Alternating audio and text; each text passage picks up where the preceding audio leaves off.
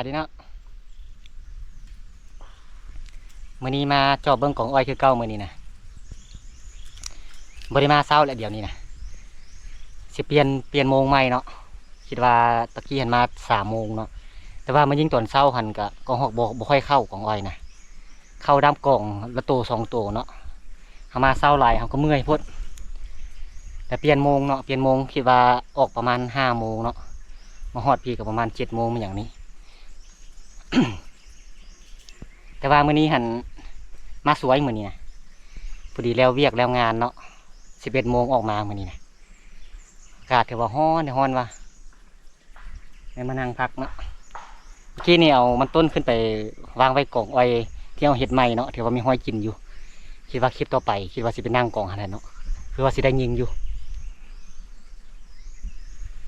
มาทีมงานหลายคนมื้อนี้นะทีมงานนำกันอยู่6 คนเลย6 คน5 คนเนาะ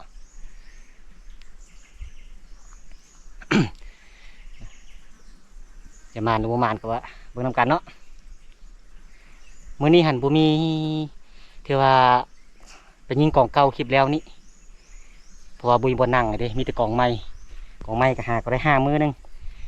เราบ่ทันจะยิงเนาะ5 มื้อเนาะสิไปยิงกล่องเก่าแต่ก็สิยิงหนูเลยกล่องเก่าเฮายังบ่ได้ยิงหนูเลยกล่องเก่านะแต่ก็สิแผนการก็สิวางกับไว้กล่องอันที่เฮายิงหนูทิศคลิปแล้วนี่แน่วางกับไว้10 อันแล้วก็สิไปนั่งเนาะติดตามกันเนาะฮอดกล่องอ้อยแล้วค่อยว่ากันเดี๋ยวสิไปใส่กับก่อนบัดนี้นะใส่กับใส่กล่องหั่นแล้วก็สิกลับไปหากล่องอ้อยหั่นเฮ็ดซุ่มใหม่ๆเนาะฮอดเลยเนาะบนเฮาสิใส่กับนี่หอยมันกินเนาะโอ้หอยหนุ่มได้นี่เนาะหอยโอ้กินหลายอยู่เด้ตัวถึงนี่เนาะเฮาสิใส่เรียกกันนี่แหละเนาะนี่ใส่ล้อหมดเลยโอ้เกือบมืดเลยห่างนี่เนาะ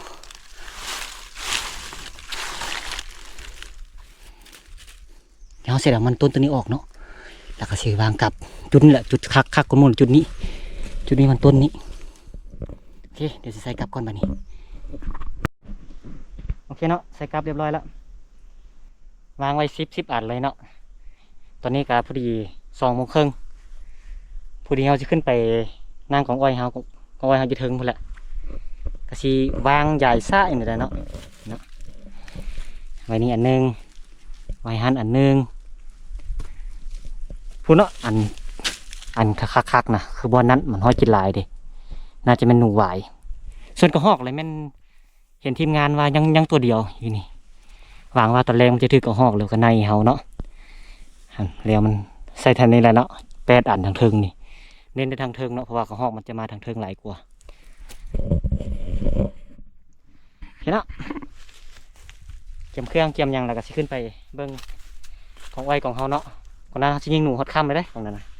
กระหอกนี่สิประมาณ10 บ่หลายปานใดเนาะสิประมาณตัว1 หรือ 2 ตัวนี่แหละโอเคฮอดแล้วเนาะของไว้ที่เฮาจะนั่งเมื่อนั้นเสียกระหอก2 ตัวเมื่อนั้นแต่บ่ตายคักเบิ่งห้อยกินคือบ่หลายปานใดเนาะ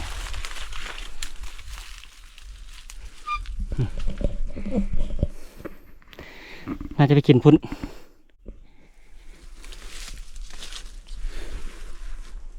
อย่างนี้เลยเนาะห้อยกินได้เดี่ยวเนาะบ่ฮู้ว่าสิมีหนูเฮายิงบ่นี่คือว่าห้อยน้อยแท้วะเป็นจังได๋เนาะ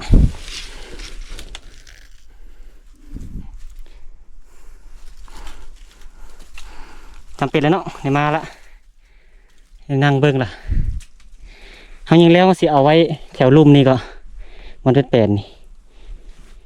เพื่อสิไว้ใส่กับสุดต่อไปเนาะคิดว่าสิบ่มายิงละกองนี่สิใส่กับเอาพอห้อยกินส่วนน้อยละ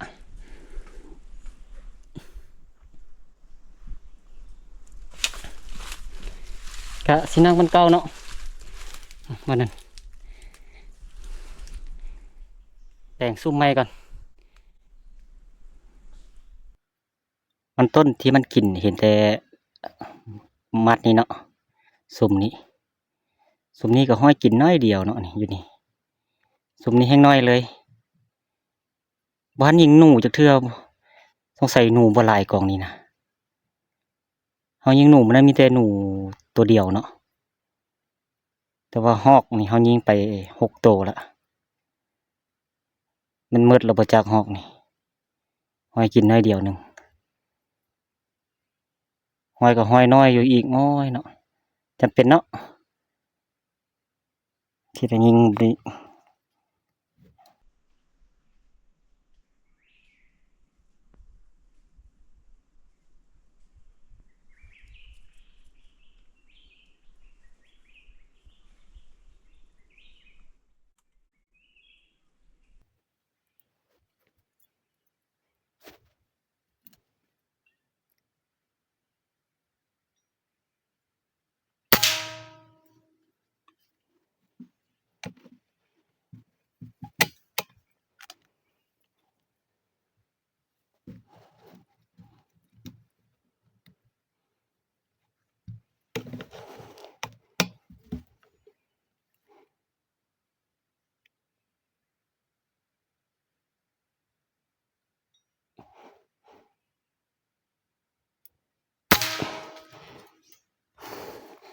โอ้ผมพลาดผิดพลาดตัวจริงได้โมโหเลย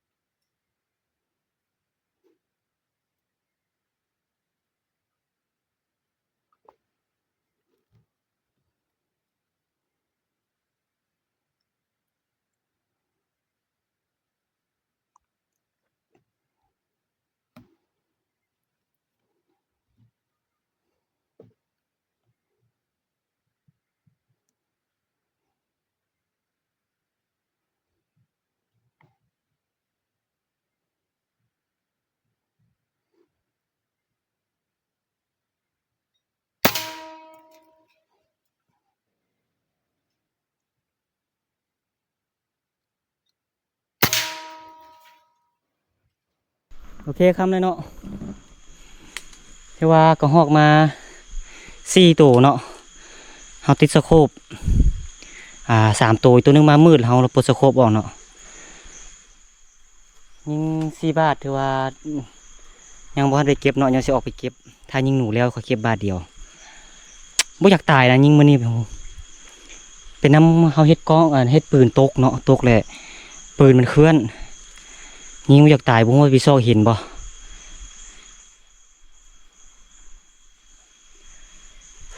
บ่ฮู้ว่าห้อยกินซับนี้สิว่าสิมีหนูบ่เนาะดักเบิ่งเนาะถ้าดึกๆแล้วค่อยออกเนาะเพราะว่าเฮาก็เอามันโตใส่กับเมียนอยู่กองหันก็คือสิพอได้ยิงพอได้ตัวหนูอยู่เนาะเอาออกมาเติมมันต้นกองนี้ก่อนเนาะกองไม้เฮาหัวใหญ่ได้อู้คือว่าอยากเน่าแล้ววะเน่าไว้นะมันต้นใหญ่นี่เนาะโอ้แต่ว่าห้อยกินอยู่ได้นี่เนาะนี่หนูบ่โอ้ทางเทิงก็กินหลายอยู่ได้5 มื้อเนาะของอ้อยกองนี่โอ้ห้อยหอกกินหลายอยู่เนาะ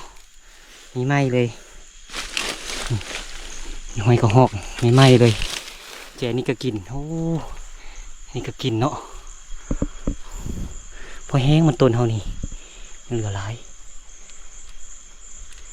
นี่ไม่ทางเทิงนี่ก็ไม่ไหมเนาะโอ้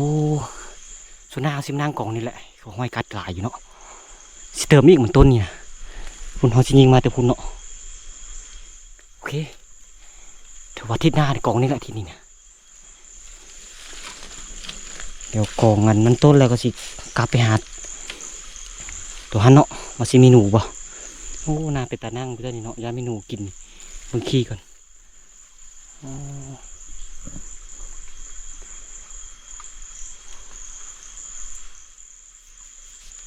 เดี๋ยวเติมมันต้นเราสิไปกลับไปหากองเก่าเนาะโอเคเนาะมาฮอดกองอ้อยละหนูไหวเข้าแล้วเมื่อกี้นี่โอ้ใหญ่ดีขนาดฮอกก็เห็นตัวนึงแล้วนี่ยังพอนซอกเนาะเดียวเอาสิย้ายมานั่งบนไก่ๆนี่ย้ายมาน้องไก่ๆนี่หันไก่พุ่นเนาะตัวหนูมาบนยินเสียงโอเคเนาะเดี๋ยวย้ายอันนั้นก่อนย้ายไม้ไก่ก่อนโอเคเนาะมาฮอดของอ้อยแล้วก็หนูไหวเข้าเลยเว้ยเขายิงหนูไหวตัวนั้น2 ตัวละส่วนเขามาแปลงห้างเข้าใกล้ๆแล้วว่าเห็นหนูไหวมา2 ตัวเนาะโอ้บ่ทันทายสโคปให้เบิ่งสำเนาะมองว่ามันสิเข้าตื้มบ่นี่โอเคสิดังดักเบิ่งเนาะเป็นจังไดติดตามไปนำกัน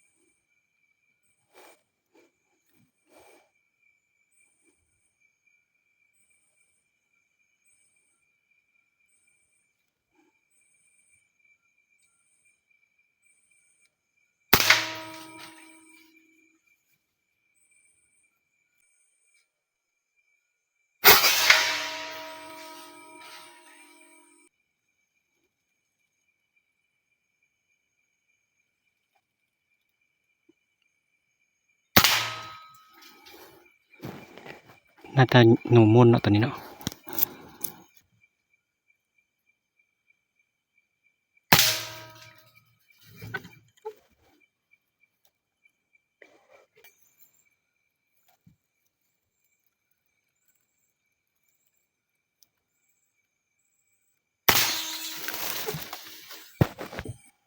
ตัวหนู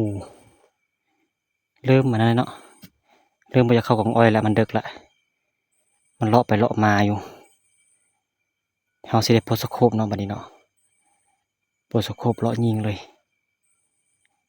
ตัวเมื่อกี้นี่ก็ซอกบ่เห็นซ้ำแต่ไปตายทางใดสิเมื่อได้จึงซอกใหม่เนาะออกจากของอ้อยแล้วเนาะอยู่กองอ้อยกองหั่นถือว่าเขาได้ยิงหนูอยู่7 บาทเนาะ7 บาทได้6 ตัวเนาะอันนี้เขาใส่กับนี่เขายำตอนนั้น9 โมงเนาะถือว่าได้หนูหวาย2 ตัวเนาะนี่แล้วก็หนูแด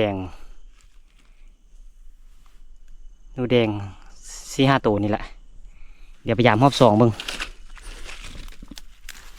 รอบนี้สิบ่วางปานใดเพราะว่าเฮาใส่ประมาณ9 โมงครึ่งตอนนี้10 โมงเนาะ30 นาทีนึงนี่เนาะผลงานอยู่ในกล่องอ้อยกล่องนั้นก็ฮอกซอกบ่เห็นเนาะก็ฮอกนะสงสัยบ่ตายคักเห็นก็ฮอกแต่ตัวเดียวไปเบิ่งกันเนาะอู้ดูไหวนี่เนาะ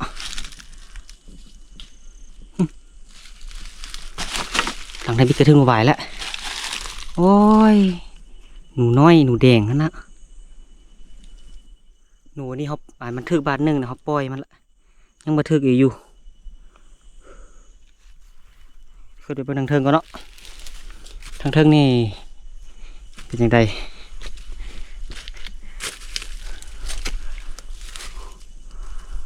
โอ้ยอันนี้รูดเนาะพอหนูยังกินนี่ทุบสวย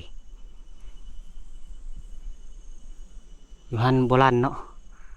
ทางนั้นก็โบราณจากอัน3 ด่างตัวนั้นลันเป่าโอเคเดี๋ยวกู้ก่อนเนาะวันนี้เนาะจะออกไปหาทีมงานก่อนเอาดึกละโอเคสรุปผลงานสำหรับห้องมือนี้เนาะโอ้สิได้กระหอกนะยิง3 บาทเนาะ ได้แต่ตัวเดียวมันถึกบ่จุดสำคัญแล้วมันเป็นดิ้นตายไก่เนาะเพราะมันเป็นสันภูเป็นอันเป็นห้อมมันอยู่ห้อมห้วยอยู่โอ้โคตรเสียดายเลยเป็นน้ำเฮาเฮ็ดปืนเนาะปืนตกสุดแล้วนี่เฮาปะเมียนแล้วเฮ็ดปืนตกปรุลงเลยเฮาลืมบ่ได้มาตั้งกล้องเลยเฮามานั่งกล่องแล้วเฮาคิดว่าเฮาตั้งเรียบร้อยแล้วเพราะว่าเฮายิงสุดก่อนกับกล่องเก่าเนาะมายิงแล้วโอ้ยบ่ถึกโคตรเสียดายเลยเนาะยาเนาะถือว่าประมาณก็หอกแต่ก็ประมาณหนูถือว่าได้หนูอยู่2 4 6 8 9ได้หนู9 ตัวเนาะหนูวายแล้วก็หอกตัวหนึ่งพอดีเป็น10 ตัวเนาะโอ้ยคือว่าสิบหมานได้มื้อนี้นะก็ยังหมานตามบ้านเนาะแล้วก็หนูแดงได้ประมาณ6 ตัวเนาะดูแดง6 7 ตัวมันมีหนูน้อยซัมโปรตีนนี่แหละมันถึกนะถึก3 ตัวเนาะแต่มันน้อยเกินบ่เป็นกินนะเขาก็เลยทิมแถวนี้เนาะถือว่ากลับวันนี้ถือว่าในหนูวาย3 ตัวได้กลับนี่ถือว่าโอเคอยู่เนาะเสียดายบ่ได้ก็ห้องเอาใส่กลับนี่ใส่ก็ห้องหมดแล้วในกล่องนี้นะโอเคเนาะสิกลับไปหาทีมงานก่อนบัดนี้นะก็สิบ่ได้ทายของทีมงานให้เนาะเพราะว่าทีมงานก็ห้องก็บ่หมานถึงกันได้ละผู้ละตัว2 ตัวมีแต่เขาหนูน่าจะได้อยู่แต่สิบ่ได้หลายปานใดดอกหนูก็โอเคเนาะสุดท้ายนี้ก็ขอบอกขอบใจหลายเนาะที่เขามารับชมวิดีโอแต่ต้นจนจบสุดท้ายนี้ขอให้ทุกท่านเนาะจงมีสุขภาพแข็งแรงปราศจากโรคภัยไข้เจ็บต่างๆสำเร็จในหน้าที่เวียงงานเนาะเจอกันใหม่คลิปต่อไปมีกล่องอ้อยอยู่2 กล่องเนาะที่ว่าโอเคอยู่เอาไปเติมเมื่อกี้เดี๋ยวว่ามีห้อยกินคิดว่าจะได้ยิงหนูหวายอยู่เนาะหนูหวายหรือว่ากระหอกอยู่โอเคเนาะ